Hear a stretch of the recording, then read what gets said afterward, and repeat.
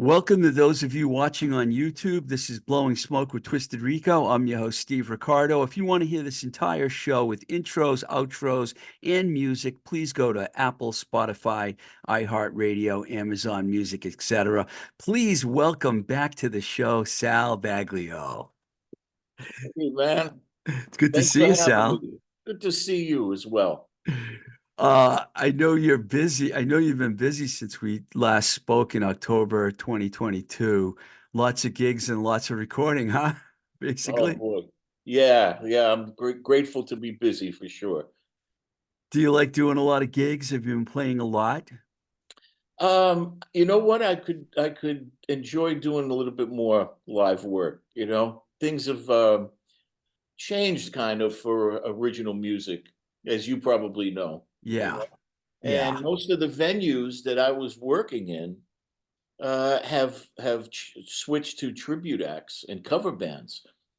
You know, it's kind of like 19 the early 70s again. You know, it's very strange what happened. So, but but uh, but gratefully, I do have a bunch of gigs and different projects and different people that I'm working with, and so the calendar is filling up. But That's things have good, man. definitely changed for sure. Yeah. Most people I talk to and mention your name pretty much have the same response and feel the way I do, that you've brilliantly reinvented yourself musically. Was this a planned thing, or did you just gradually become a garage rock hero? I mean, what?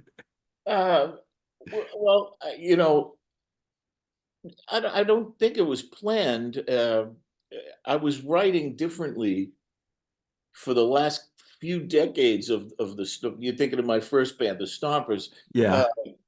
I began to write new music, but it wasn't really for that particular band and for that audience.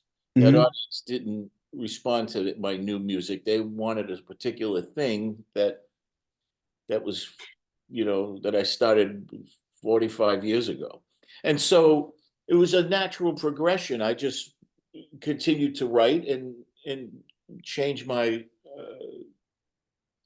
my songs grew into a different thing. I was growing up and getting older, and so I was writing in a different way, you know. Um, Nobody continues to write the way they did, you know, when they were Right. 19, 20 years old, you know. So you know, you asked me, was it planned? It wasn't planned. I was just growing, but there was no outlet for it, you know. Not within the Stompers anyway. There was no outlet for it. Yeah, So you've been heavily embraced by garage rock people, though. I mean, it's like everyone seems to dig your new sound. I know I do. I like the Stompers too, but I mean, I like what you're doing now a lot. yeah, well, thank you. And it's nice. It's a wonderful thing to pick up a new audience after all this time Yeah. being around, you know. Of course, we talked about the Stompers a bunch last time, a band that you'll always be associated with. And for my younger listeners out there, you can go on YouTube and find, whether it be Coast to Coast or American Fun, You're the One. Plus, Never Tell an Angel, which when your heart's on fire. Never Tell an Angel when your heart's on fire, which actually charted on the Billboard charts in 1983. That's a long time ago. It's incredible. But you listen to those songs and they hold up. They definitely hold up. Do you ever play any of those songs when you do shows now, or are you just focusing on the material from the last 5 years or so? Yeah, it's all the new stuff, you know, it's the new music. Um, Occasionally, if I'm doing a solo acoustic gig, I might do a revamped version of American Fun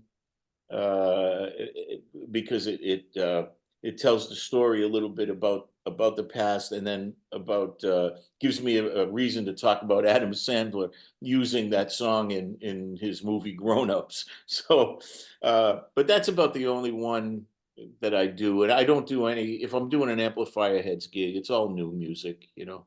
I can't remember if we talked about the Adam Sandler thing the last time we talked. That's incredible. How did that happen?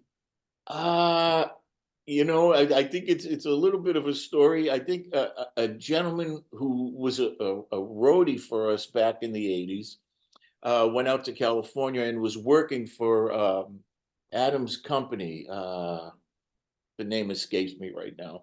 Um, and Adam was looking for music for grown-ups, and I think he was looking for New England bands, because if I'm not mistaken, I think Robin Lane is in there. I think the Jay Giles band, uh, and so he heard the Stompers, he heard American Fun, and he used it as a feature, not a background, but a feature at the end of the movie. And so that was really quite a thing. And I mean, the song was already 40 years old when he used it. I That's think it was back in incredible. 2010 that movie came out. But it was wonderful. It was really kind of a cool thing to get a call from Hollywood. Yeah, he's got that New England connection too. I think he's from New Hampshire or something. He is, yeah, absolutely. And that was just a wonderful streak of luck. Yeah, And I tell bands all the time, as far as licensing goes, there's no limitations on the song. It's all these period pieces and everything. They want absolutely. music that sound like that time. Um, Before we talk about your new record and even some of your releases since 2019, you mentioned the changes. As an old school rocker, how do you feel the internet has impacted the music business, in your opinion? Well, it's done some good things and it's done a lot of bad things. I mean, it's just the way modern times go. I think it's allowed everyone to go make a record and put it out there. You're free to do it, right? You don't need to make a demo tape and run to a record company and do all that stuff anymore, you know? But also it means that anyone can make a record and put it out there. Saturation. So there's so many, that's not saying what's good, what's not good. There's plenty of amazing new music out there, but you need to swim and find it. You got to swim through all kinds of things, you know what I mean? And so that's one thing. Streaming, what it's done to sales of music, that's kind of a drag, you know. Do, Uh, do you get a lot of play on Spotify? I get some, not enough, not Well, I anything that, think I read somewhere with I forget who it was. Snoop Dogg, I think it was, said he had 1 billion plays on Spotify and he got a check for 45,000. you A know what I mean? billion, a billion. Yep. As far as, business wise goes, the best, uh, return I got was when Space Cadet was coolest song on Little Steven's Underground Garage. I mean that was really helpful. You got And sales out of that? well, I got sales out of it, but I just got you get the play money. You get your you get your rights, your mastering Yeah. rights and licensing money and all that. Um, and so that was very helpful and a surprise as well. You've been using Bandcamp. I know, Lauda. I can never say this right. Musicista, Oh, oh, Musicista, Musicista, Musicista. Musicista. Oh my It's God. Italian, Steve. Come on. Oh, I guess we're going to be talking about Mike's barbershop pretty soon. That's We'll get right. to that. I was just telling my mother and father this morning, they're 91 and 87, that you Oh, knew about Uncle Mike's place. And they're like, oh, yeah, absolutely. that was a funny place. All right. We're talking about my Uncle Mike in East Boston again. Can't help it. But you had those records, Music for Abandoned Music Parks. All this stuff is on Bandcamp, Rectifier, Saturn, Aliens. That's one thing I do like is like you can go to one place and you can find everything and you can listen to it. And if you want to buy it, which I hope people will do, or Yeah. I hope they are doing, you can buy it right there. I mean, you use it, you must like it, right? Yeah, yeah, yeah. I mean, it's a place where, like you said, people can go and hear and decide if they want to purchase it or not, which is always nice, either the digital files or hard copies, Yeah. Uh, And yeah. which I have both, which All a lot right. of good stuff there, man.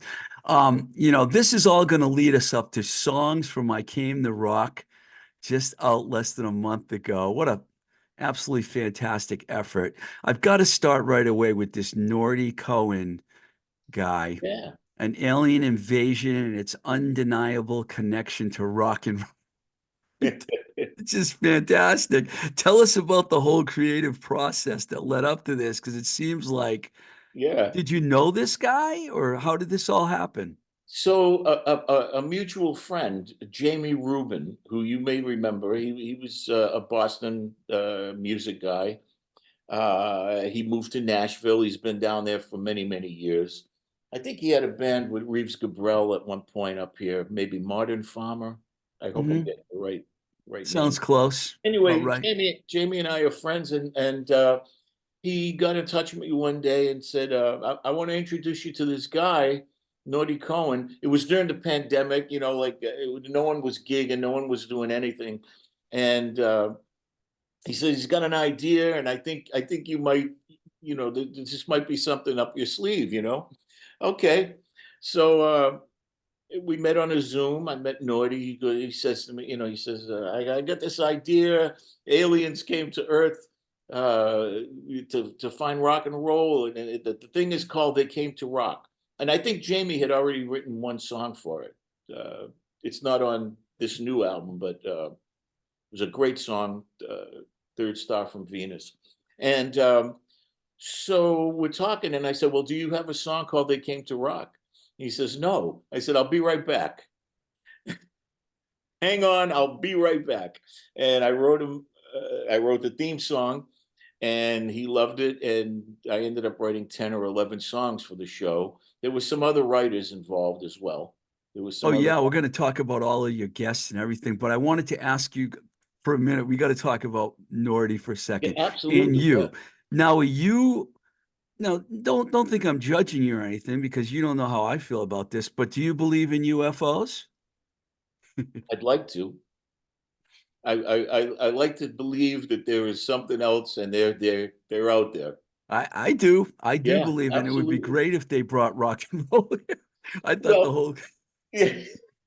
Well, his thought was, you know, they came here because they wanted to find out about rock and roll, and so we would talk back and forth, and I'd say, well, maybe they heard a radio signal, like from the 50s. He's like, well, maybe it's like the late 40s. I'm like, okay. So they heard Muddy Waters, or something. They heard, and it was staticky and they couldn't really make it out, but they wanted to go find that source, Chuck Berry and all of that. And so as we were talking, I said, well, our greatest rock icons, they're aliens. They were so original, that they were aliens. Like Little Richard was a black American wearing lipstick, screaming "wop bopaloo bop wop bam boom" in the early 50s. Do you know what I mean? That was yeah. amazing. And then Elvis and Chuck Berry duck walking and all of that led Jerry Lee to Lewis. Jerry Lee Lewis. I mean, all of them, really, literally. And then, of course, that all led to the four-headed monster, the Beatles, right? And then the Stones.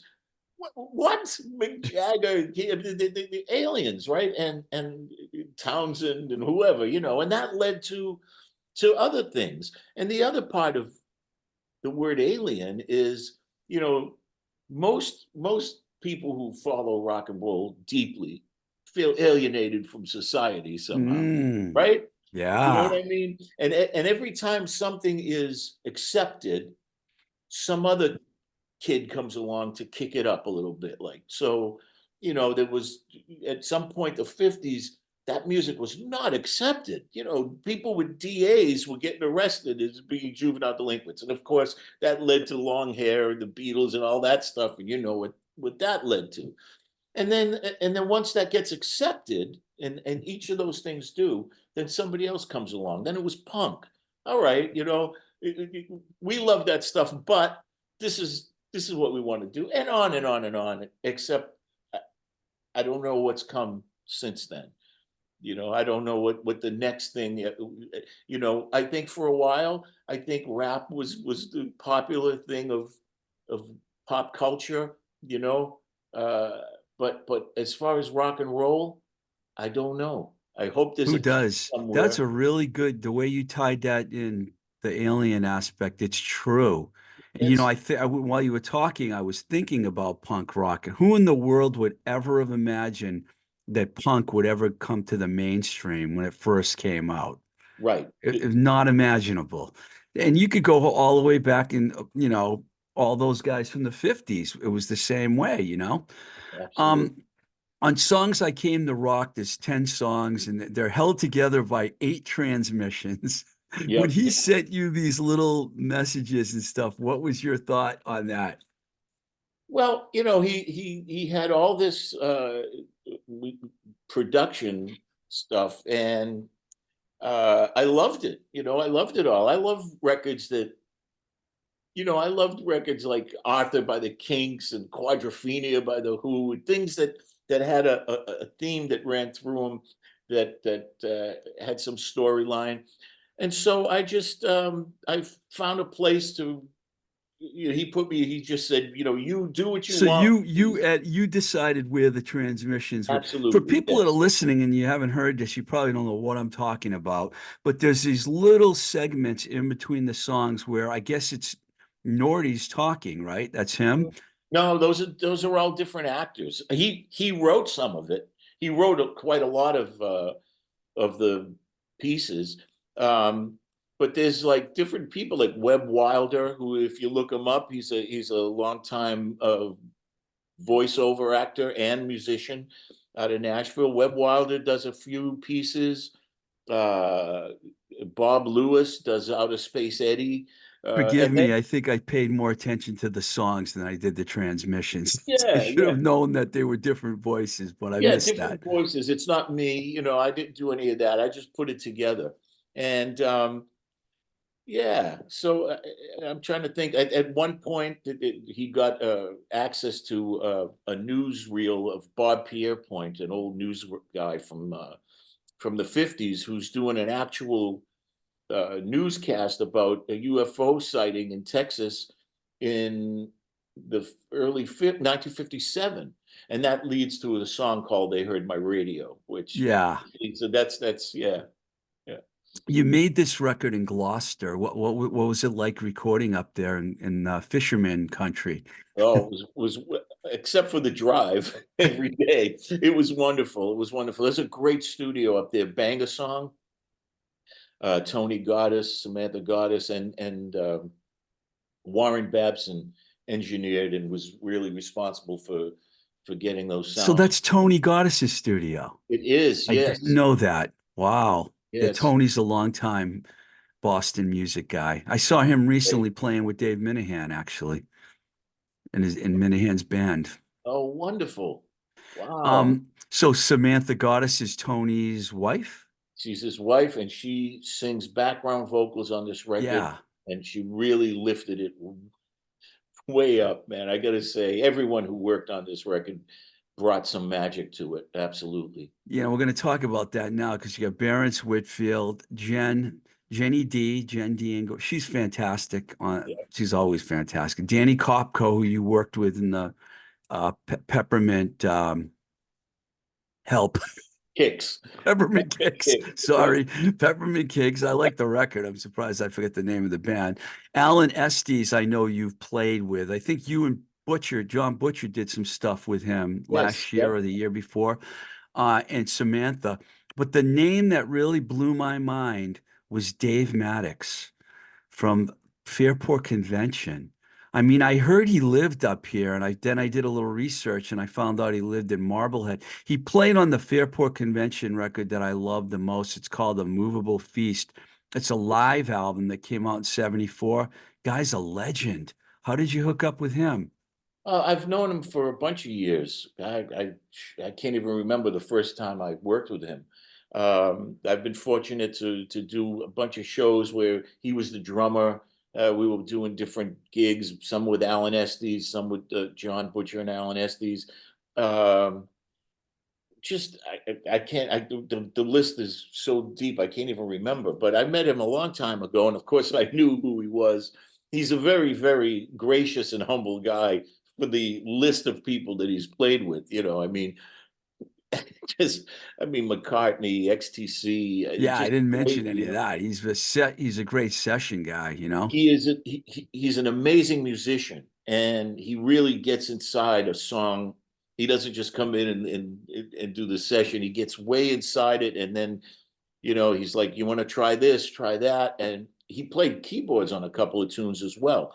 So in addition to my guys that I always use, Kevin Rapillo on drums and Brad Helene on bass, Yeah.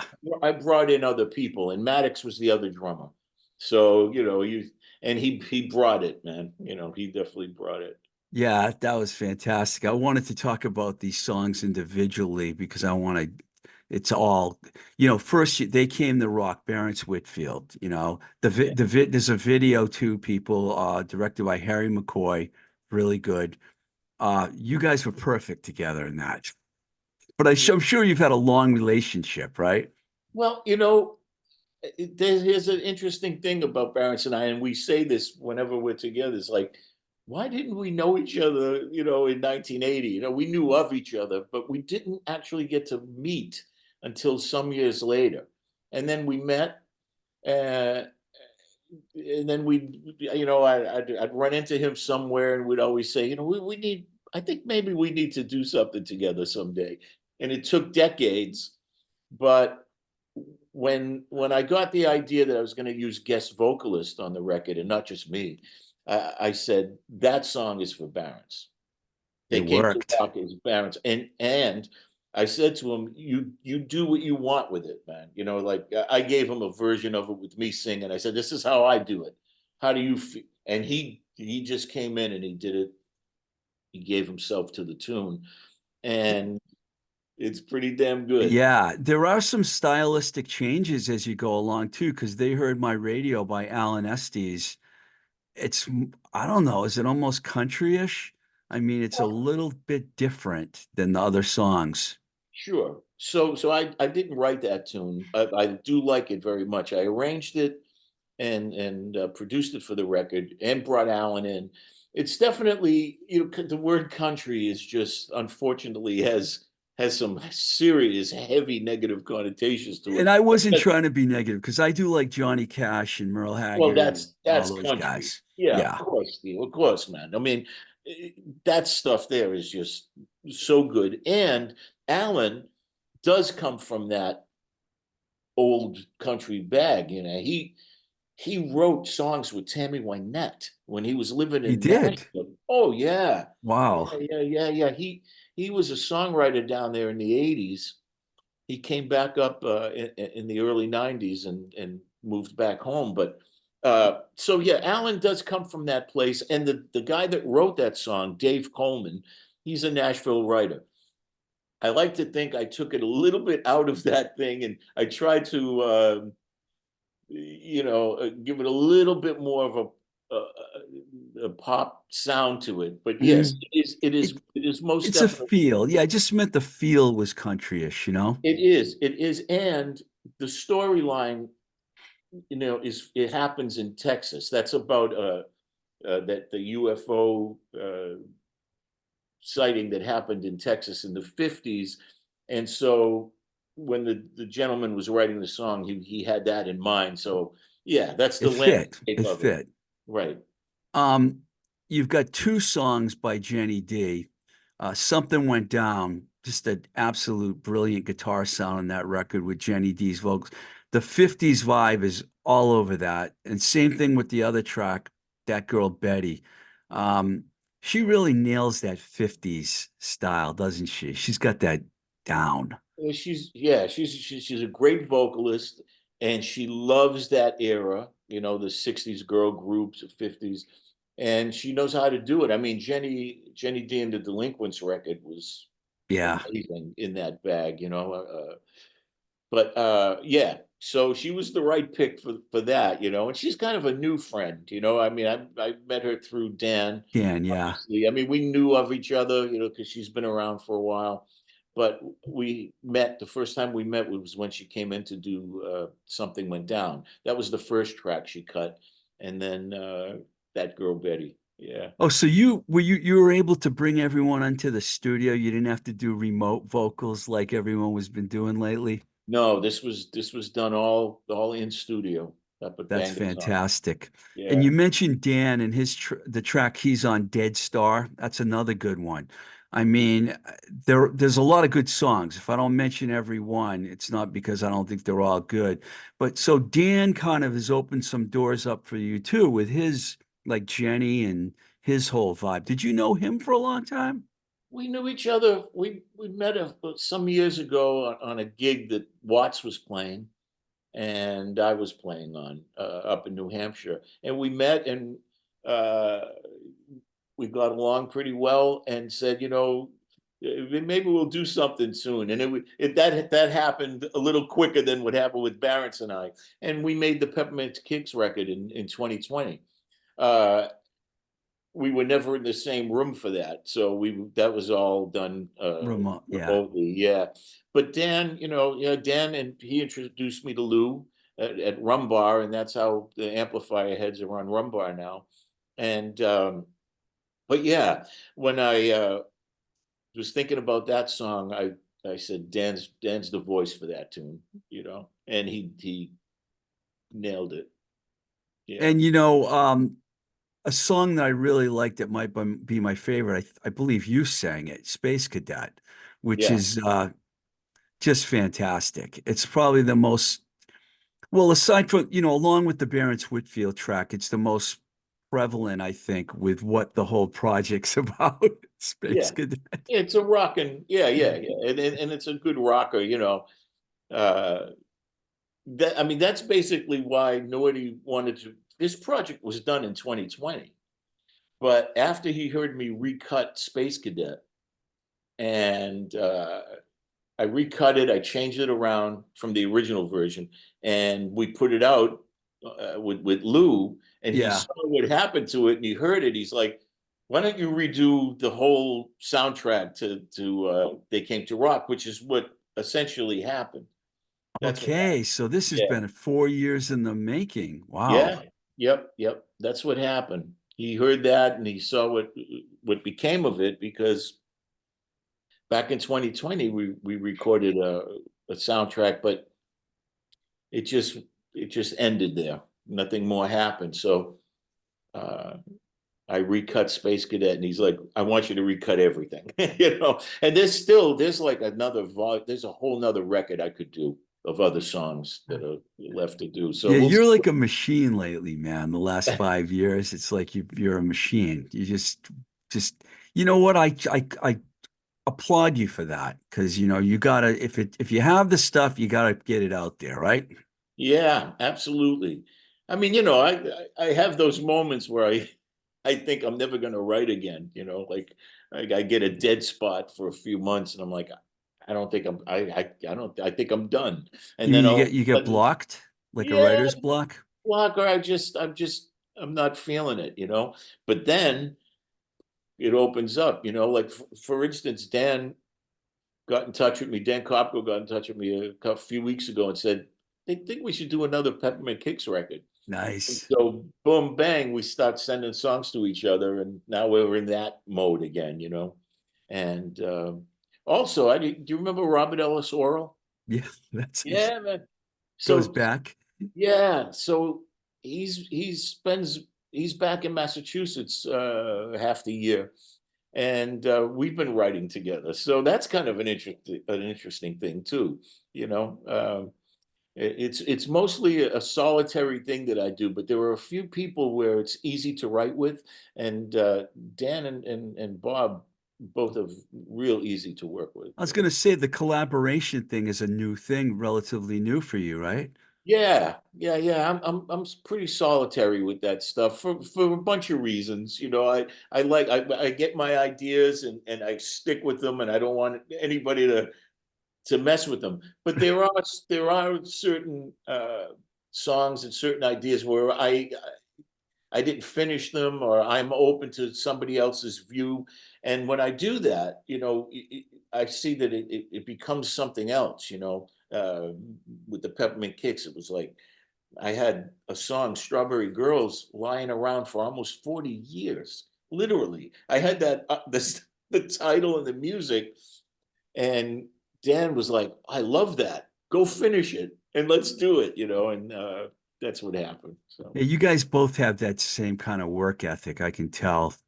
Talked to Dan about this before. You've gotten some great press. I'm going to just read some of this stuff. Faster and Louder called it the most essential soundtrack album to be released in a good while. That was great. The concept for the story is the stuff of genius. In 1947, the birth of rock and roll brought aliens to our planet in search of these wondrous sounds that that we're picking up on their radios. I just had to read that. It's just so cool. yeah, yeah, And yeah. then see, someone else wrote it had a cosmic, galactic, almost otherworldly charm about it. I mean, there's a bunch of quotes here that I pulled out. You got to be happy about this. You're getting tons of press. Absolutely. Sure. It's always nice to hear nice things, isn't it? Yeah, yeah. And I mean, do you feel like you kind of were like invisible for a while and then all of a sudden you came back? I know you had your thing going where you were playing, but with Yeah. all the new releases, you seem to have all of a sudden everyone talks about Sal now, you know? Yeah. Well, I guess I don't see that as much as maybe somebody from the other side. You know what I mean, Steve? I just don't. I just been trudging along, doing what I do. Do you But mean that of you didn't course, really I do do, notice people, responding to this record, and I've had some nice energy around the amplifier heads. It's been a cool thing. So, but yeah, I feel the energy around this record for sure. Yeah. I don't think I ever asked you how you came up with the name. So I wrote a song. It's on Louder, but I had written it years before that record, called "The Boy with the Amplifier Head," Yeah, yeah. and um, and so when I was thinking about moving from the Stompers on, uh, I just said, "Well, the Amplifier Heads. It makes sense." Uh, First of all, it's rock and roll, right? It's an amplifier head, and it comes from the song. And there's lots of things about it that worked, and I just picked it from that tune. I had this one other quote that I really like. It has the five elements I look for in music, not unlike my five essential audio, video, food groups. Those include blondes, Martians, hooks, melodies, and Willie and the hand jive. Yeah, Bill that's Kelly. Billy Bi- Kelly. yeah, God Bill love him. He's been W good. from WMFU and MFU in the Underground Garage. He's been a DJ for a long time. If he likes you, that's a good thing. He's the kind of guy that you like to have in your corner. It's a real Absolutely. He's music been guy. he's been Uh, a friend, that's for sure. yeah, Yeah. he's a good guy. I've known Bill for years. You've got this show June 15th at the Cut, which is also in Gloucester. It's funny, who would have predicted that Gloucester would be? Let's go and make a record deal. Let's go to the Cut and play a show. Yeah, yeah. Tony has something to do with that as well. Tony Goddess, right? He's head of production there, and I don't know if he's involved with ownership or anything like that, but yeah, yeah, Bang a Song and Tony and Sam, they were all part of that family over there at the Cut. That's great, man. I mean, what else do you do in Gloucester? Might as well get some good, there's good seafood. Yep, absolutely, absolutely. So you got you and Barents along side historical footage of UFOs and alien invasions. So I don't even I mean I can only imagine what's going to happen. And Brad Helene, who you mentioned earlier, he's going to be with you and Kevin on Yep. drums. Now Well, you live actually, Kevin's in Nashville, so we got Marty Richards with oh, us. okay. So Marty, Brad, and Dan Kopko is the band. Oh, And Dan, good. yeah, yeah, and Barents and I. So uh, it's going to be great. I mean, we're doing a bunch of Amplifier Heads tunes, a bunch of Barents tunes, and then a bunch of songs that we love by other people. You know, There's plenty to pick from. yeah, absolutely. You don't know what to ask you, Sal. What famous musicians do you admire, or even maybe even not famous? I know you admire a lot of the people you play with, but is there any famous ones that you admire that you've always looked up to? Maybe back then, maybe even now. Just curious about that. That I look up to Yeah, that inspiring to me? yeah. Sure, sure. I mean, Brian Wilson, uh, Beach Boys. Yeah. yeah, yeah, Ray Davies, the Kings, big influence on me. Um, uh, on another level, I've always deeply admired, and been inspired by NRBQ. The a particular my version that I learned from and first heard was Terry Anderson, Big Al. I'm sorry, Big Al, Terry, um, Joey Spampanato, and the late Tom Ardolino. Um, They need more Italians in that band, I think. yeah, yeah, yeah. Just a great band, They've uh, been around for a long time. They're like one of those bands that caught on in the college scene, college touring and clubs and yeah, yeah. And I think sometimes they're a very misconstrued band, because they're not, they never stick with one thing, but their writing and their records are just, whew, just tore my head right off, man. Just so good, you know. that's cool. So as a local guys, that's great, Yeah, yeah, man. yeah. Yeah. And I think, I agree with you on the Kinks, man. They're a great band. Absolutely. I listen to them a lot. They have so many good songs. Their catalog is deep. So besides the cut, do you have other things going on that you want to plug while you're here? Sure, absolutely. Another one with Barron's and I and the Amplifier Heads will be August 9th at the Bull Run out in Shirley. Famous club. Yeah, so we're really looking forward to that one.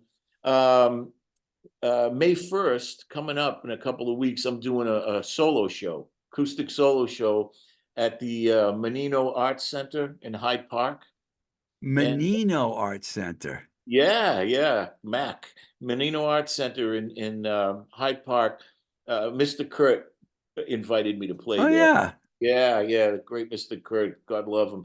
And so, and the admission is free for any shows at the Menino Arts Center. Admission is always free. So I imagine the place is named after the former mayor of Boston with the It same is. name. Yeah. Yeah, yeah, yeah. Hyde Park. Mumbles Menino. Yeah. Well, great, man. Thanks, man. I appreciate you coming back on the show again. And I want to tell you one more time, I love the new record. I think I like concept records. And this one is great because of all the guests that you have. You assembled a really good group of people here, and it's just fantastic. Well, thank you so much, man. It's always a pleasure to see you and to be on your show. Thanks All so right, much. man. Good luck to you. You're always welcome too. So when you get another record out, I'll have you back on again. All right, Steve. Thanks, Sal. Bye bye.